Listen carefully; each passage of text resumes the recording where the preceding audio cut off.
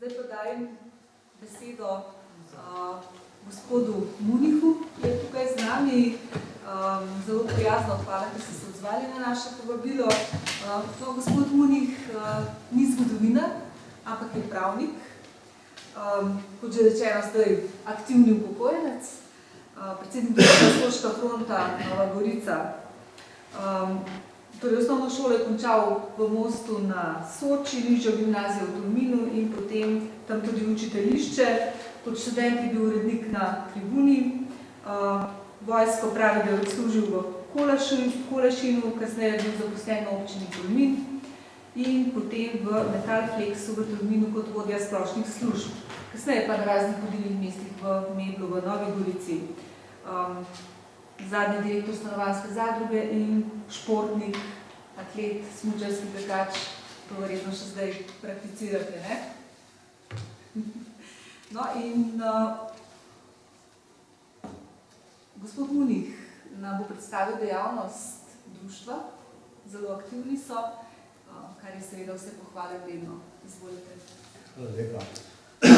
Najprej moram izraziti moje izredno zadovoljstvo, da sem slišal tako, kako je treba mlade ljudi peljati na Soško bojišče, kako jim prikazati zgodbo oziroma stvari, ki so bile toliko let, zakopane oziroma odmaknjene od našega vedenja. Hvala lepa tudi instituciji za povabilo. Jaz bom zelo na kratko predstavil to naše društvo, ki je staro 20 let oziroma 21 let, če smo točni.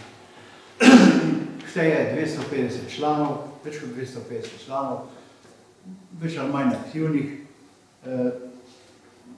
Nastalo pa tako, da je to društvo najprej povezalo zbiratelja v Stalini iz Prve svetovne vojne. Kot veste, po vojni, ko se je vojska umaknila, je ostalo ogromno orožja, opreme in to so, kar niso potem tisti, ki so čistili za vojaki, za tem vojaštvom, so začeli zbirati predvsem ljudje, ki so rabili to za preživetje, kajti železo in bakar in take stvari so prodajali. Ampak tega je še vedno ostalo, mislim, da bo še 100 let trajalo, preden se bo vse počisto, kar je bilo izstreljeno in popadalo na Soški fronti. Kot rečeno, mi smo združili te zbiratelje in iskalcev starin, ki so napravili pravzaprav zelo lepe zbirke, marsikateri ima doma lepo zbirko. In te zbirke so od Bovca, Breginja, Kobarida, Drežnice, pa da preskočim celo Goriško, pa na Krasu, tako na Dobrodovskem kot na tudi Komenskem Krasu.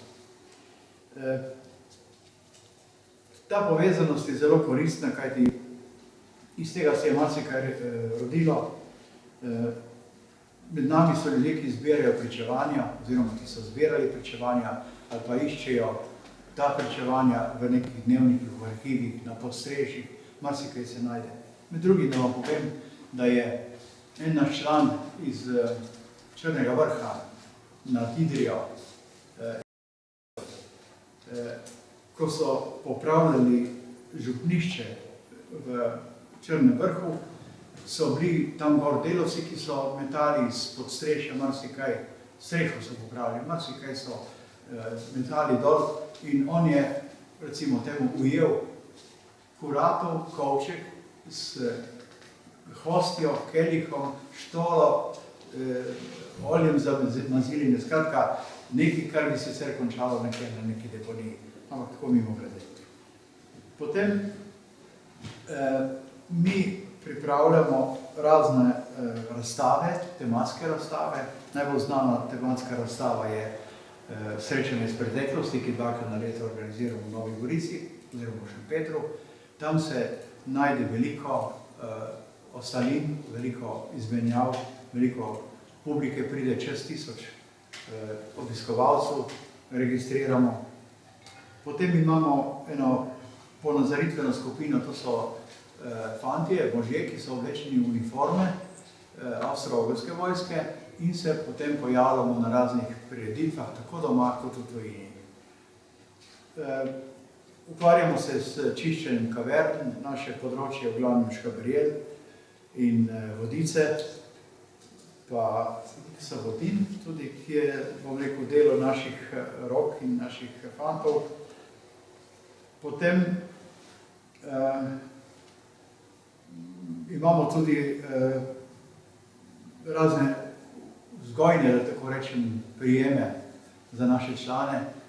Prirejamo razne društvene izlete oziroma tematske izlete. Tako smo bili v lanskem letu na Bruckner-Leitni, kjer je bilo izseljensko taborišče za prebivalstvo našega območja. Kot je bilo prerečeno, preko 90.000 ljudi iz tega območja Soškega bojišča je bilo izseljenih tako v Italijo kot v monarhijo. Izdajamo pa tudi, letos smo bili v Sarajevu, ker je stoletnica začetka Prve svetovne vojne, pač smo bili na kraju samem, kar je zagotovo pustilo veliko vtis. Tudi tam nam je univerzalni Renato iz prve roke napolnil glavo, da tako rečem, povedal veliko stvari, ki jih nismo vedeli, pa ki smo jih pozabili. Izdajamo tudi, ukvarjamo se s publikacijami, izdajamo revijo Na fronti. V kratkem, to so dogodki, pričevanja, verodostojni zapiski o stvareh iz Prve svetovne vojne, tematski, enkrat mornarica, enkrat pešadija, enkrat granate, enkrat značke, enkrat letalstvo. Smo pred kratkim, da izide 9. številka, ta je 8. številka. Vsako leto izdamo eno. Med našimi člani so tudi ljudje, ki so zelo pismeni. Tako je gospod profesor Vinko Avsenak pred kratkim izdal eno knjigo, pričevanje oziroma dnevnik Lojza Gorjupa od Galicije do Južne Tirolske, kjer je raziskal, kje je ta avstro-ogrski vojak vse potoval. Naš član David Erik Pipan je pred kratkim tudi izdal knjigo, takšno značko nosim jaz. Tu so noter znaki in znački, ki so jih nosili avstro-ogrski vojaki. Kaj ne vam še rečem? Mi in vi smo v bistvu smo zgodovinari. Učimo mladi rod, da bi se nekaj od zgodovine zapomnili. Ker pravimo, da kdor zgodovino ne pozna, da mu je usvojeno, da je ponavlja. Zdaj pa mi dovolite, da jaz vam napravim, da pokličem naš kader, da vam z prve roke nekaj pove.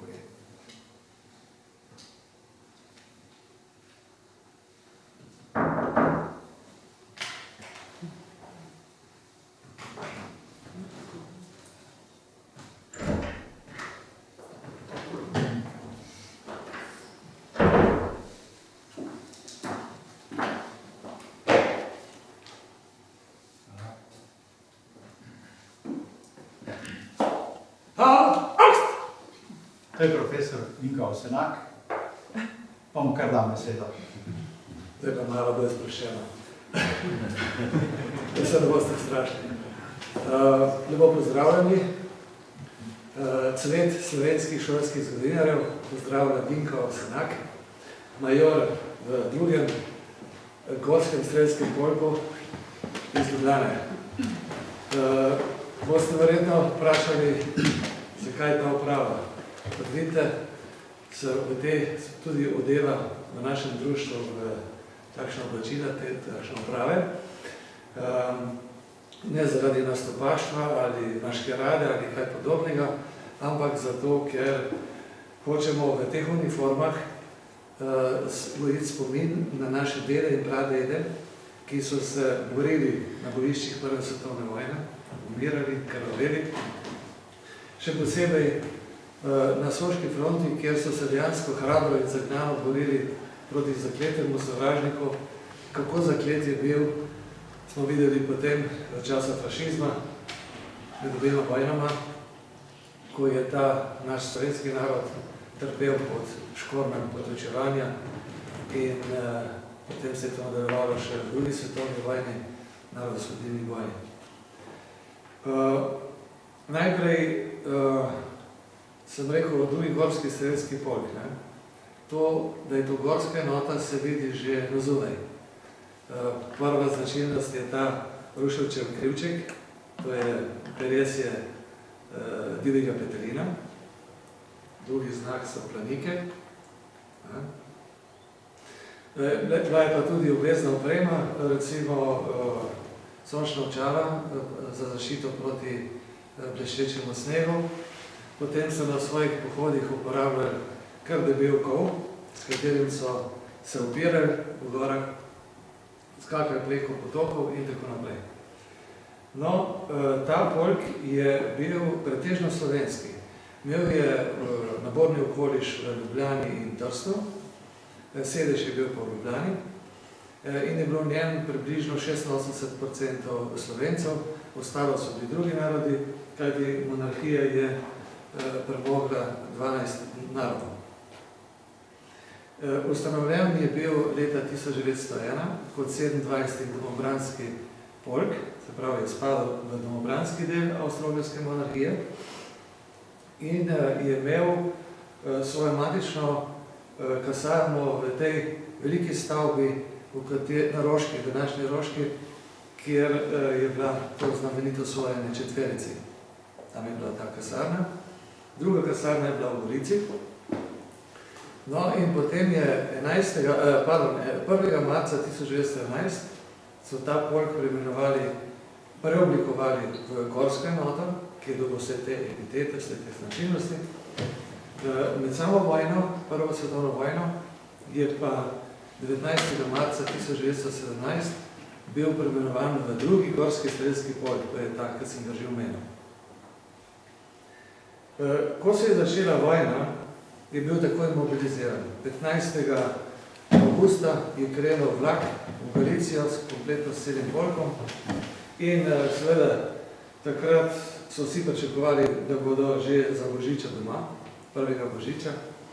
Nažalost se to ni zgodilo. Prišli so dobesedno v klavnico in so se vrnili šele čez, torej vojna se je končala šele čez 4 dni, to je podaljšala. Prišli so v Galicijo dokaj nepripravljeni, zavarovani v svojo moč, ki pa dejansko ni bila taka, kot so mislili, in so imeli takoj na začetku približno 5000 izgub, prej v enem mesecu. To se v zgodovini Slovencev ni zgodilo nikoli prej, niti kasneje. In to nasplošno pozabljamo, pa ne bi smeli. To je bila huda žrtva našega naroda takrat. Potem se je ta polk skupaj za celotno Avstro-Ogrsko vojsko, ne samo naš polk, šli so tudi drugi polki, mariborski, ljubljanski, celjski in tako naprej, tržaški, so bili vsi slovenski polki v sklopu Avstro-Ogrske vojske. No in Avstro-Ogrska vojska je doživela praktično zlom, se je morala umakniti v Karpate, kjer je preživela zimo in se tam borila še proti naslednjemu sovražniku, to je bila hud mraz. Spomladi so začeli s protiofenzivo, potisnili Ruse za približno 300 km, kar je kar veliko, in potem se začela pa Soška fronta. Se pravi, 24. maja je Italija vstopila v vojno, se je vzpostavila Soška fronta in takrat so ta polk premestili na Soško fronto. Najprej na Koroško bojišče, tam so bili julija, avgusta, potem so jih preselili konec avgusta na Bovško bojišče, se pravi Rombon, Javoršek, Krnsko pogorje, Krnsko jezero, na planini Duple je bilo tudi povedstvo tega polka.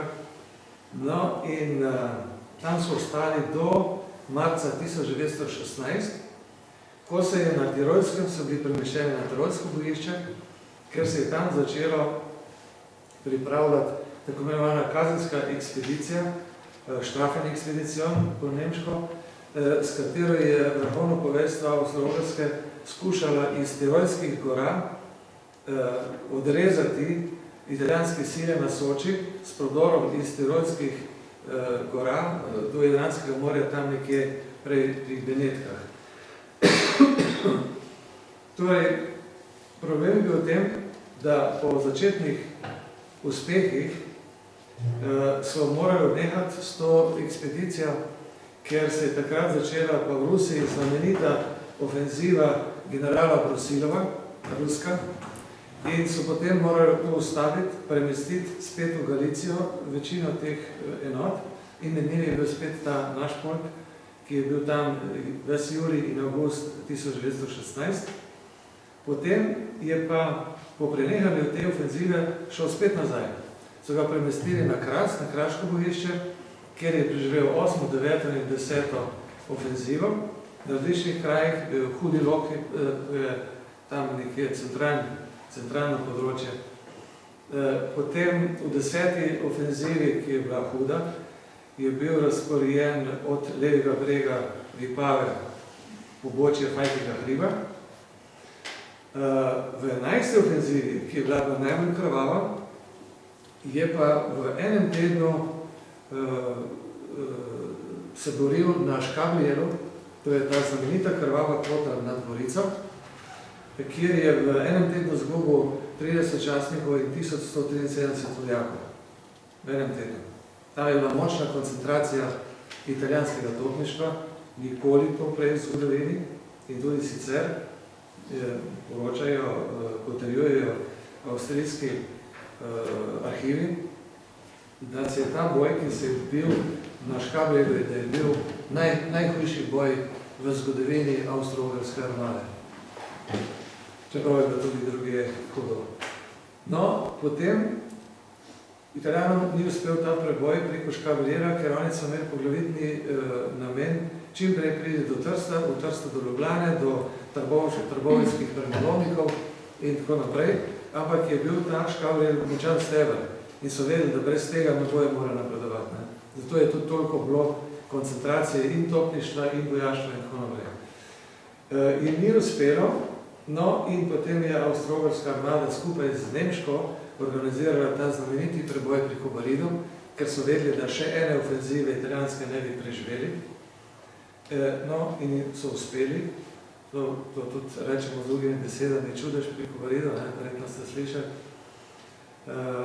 z močno koncentracijo opreme, vojaštva in tako naprej, malo tudi s pomočjo narave, so uspeli prebiti pri Kobaridu in potisniti Italijane do Pjave.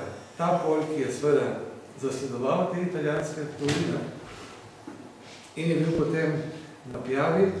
V julijski ofenzivi 1918 je šel preko Pjave, ker je bila ofenziva preko reke, ki je bila pa zgrešena, to se je kasneje pokazalo, ker je bila neuspešna in je zahtevala ogromno žrtev. Potem, ko so bili na počitku v Kodrojku, to je tam na reki Tilment v Forlaniji, so se uprli. Ker so jih hvatili spet poslati na Pjavo, so se uprli in to z orožjem. Je prišlo do bitke, ta upor je bil krvavo zadušen, umrlo je šest jih je padlo, 16 jih je bilo ranjenih in okoli 200 so jih zaprli. Potem so čez 4 dni, ker cesar je rabil vojake, so jim dali orožje nazaj in jih poslali na Pjavo, ampak polk se je pa potem dejansko uprl, ker takrat je šlo vseh koncov, se je že videl. To je bilo 29. oktobra 1918. Se je uprl in odkorakal nazaj, potem je prišlo sploh do zloma, prišel v Gorico, tam se je poklonil novoustanovljenemu jugoslovanskemu narodnemu svetu, SHS, države SHS, se je premenoval v jugoslovanski polk, gorski polk številka 2 in odkorakal proti Ljubljani. V Ljubljano jih je prišlo samo 70, ker so se na poti porazgubili, razsulo je bilo kompletno. No in teh 70 je potem ustanovilo slovenski planinski polk, ki se je pa pol oblikoval v bojih za severno mejo pod poveljstvom Majstra. To. Če imate kakšno vprašanje, narade bolje? Bi potem, ja? Vprašanje bi potem, da vim, kako se je.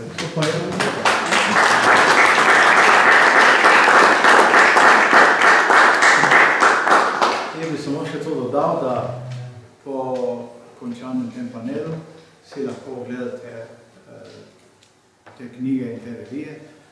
Možno jih je tudi naročiti, dobili boste lahko naslove, pa lahko pa tudi te knjige po pošti, kakorkoli že. Pomembno je, da to informacijo dobite, potem pa je odločitev vaša. Hvala.